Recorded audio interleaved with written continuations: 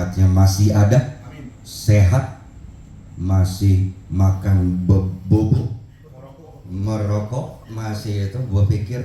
Namun yang paling penting sampaikan dengan masyarakat.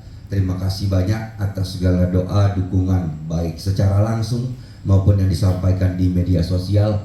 Harapannya dari teman-teman juga media yang malam hari ini bahwa menyampaikan bahwa tidak sedikit pun Bapak Mawardi dan Bu Anita itu akan berhenti untuk berjuang.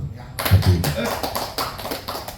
Kemudian kami baru saja pulang dari Stadion Jakabaring Sports Center. Hari ini mengadakan yaitu eksibisi legenda Sriwijaya FC bertanding.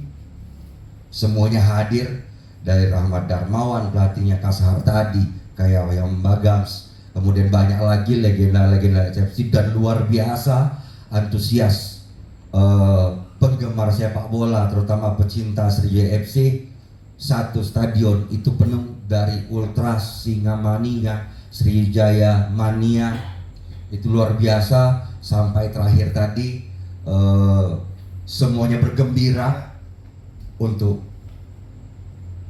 menyambut ke depan. Harapannya adalah apabila nanti